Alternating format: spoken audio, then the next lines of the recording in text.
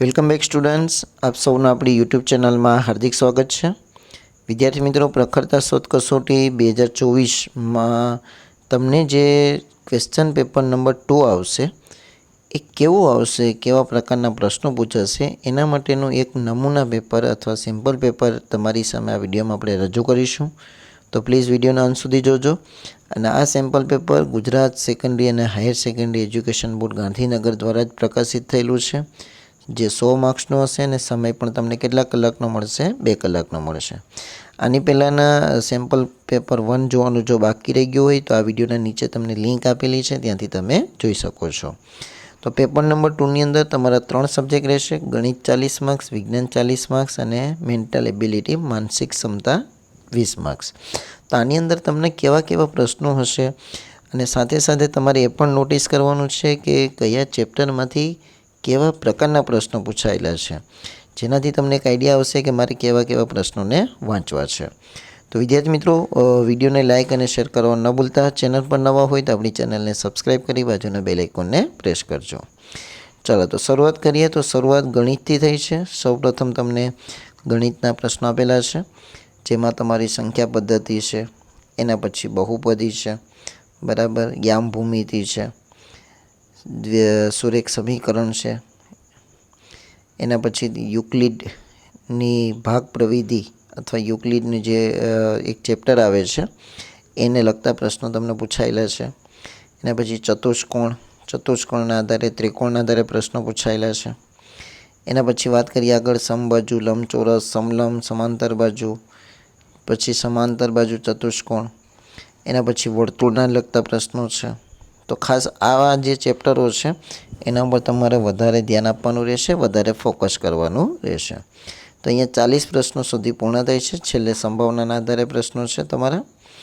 ચાલો એના પછી વાત કરીએ તો 41મા પ્રશ્નથી તમારું ચાલુ થાય છે વિજ્ઞાન। તો વિજ્ઞાનની અંદર તમે જુઓ કેવા કેવા પ્રકારના પ્રશ્નો આપેલા છે।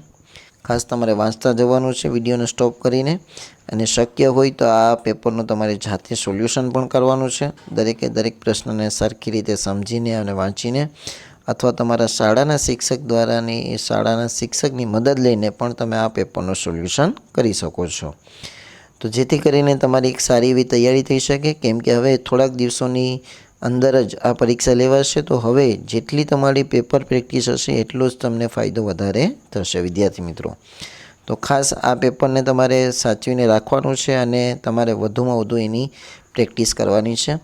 આપણે 2022નું પણ પેપર મૂકીશું અને 2023નું પણ શક્ય હશે તો આપણે પ્રયત્ન કરીશું, અપલોડ કરીશું। તો એની પણ તમારે પ્રેક્ટિસ કરવાની છે। અને જે પાઠ પૂછાવાના નથી વિદ્યાર્થી મિત્રો, સિલેબસમાંથી નીકળી ચૂકેલા છે, તો એની તૈયારી ન કરવી। જેમ કે અહીંયા તમે જોઈ શકો છો, આપણા 7મો પાઠ છે વિજ્ઞાનમાં ધોરણ 9ની, તો એ નીકળી ગયેલો છે, સજીવમાં વિવિધતા।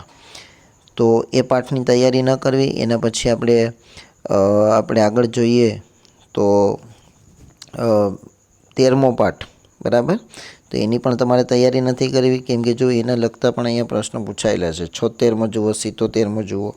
એના પછી 14મો પાઠ, તો એની પણ તમારે તૈયારી કરવાની નથી, કેમ કે જે સિલેબસ તમારો પૂછવાનો છે, જે હાલમાં જે ચેપ્ટર છે એમાંથી જ તમારા પ્રશ્નો આવશે।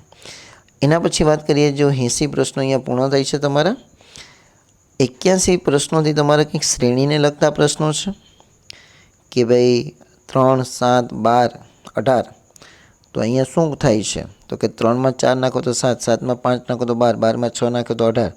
તો હવે 18માં કેટલા નાખવાના તો કે 7, તો 25, 25માં કેટલા નાખવાના તો કે 8, તો કે 33। તો જો તમારો જવાબ આવશે C। તો આવા પ્રકારના પ્રશ્નો છે, બરાબર। 3 દુ 6, 6 દુ 12, તો હવે 12 દુ 24, 24 દુ 48, તો જવાબ આવશે B। તો આવા પ્રશ્નો ખાસ તમારે સમજવાના છે, શીખવાના છે અને પેપરમાં તમારે એનો ફેસ કરવાના છે। એના પછી ખાસ કેલેન્ડરને લગતા પ્રશ્નો છે, બરાબર, આકૃતિઓને લગતા પ્રશ્નો આવેલા છે। તમે જોઈ શકો છો કે કેવી કેવી આકૃતિઓ પૂછાયેલી છે। તો આવા પ્રશ્નોની તમારે જરૂરથી પ્રેક્ટિસ કરવાની છે। સાદુરૂપને લગતે પણ દાખલા છે, જોઈ શકો છો તમે। તો વિદ્યાર્થી મિત્રો, આ તો બીજું પેપર તમારું કે જેમાં તમને કેવા પ્રકારના પ્રશ્નો પૂછાશે એના વિશે તમને આઈડિયા મળ્યો હશે। વિડીયો પસંદ આવ્યો હશે તમને? વિડીયો પસંદ આવ્યો હોય તો આપણા વિડીયોને લાઈક કરો, તમારા મિત્રો સાથે શેર કરો. ચેનલ પર નવા હોય તો આપણી ચેનલને સબસ્ક્રાઈબ કરી બાજુના બેલ આઇકોનને પ્રેસ કરો. Thank you very much.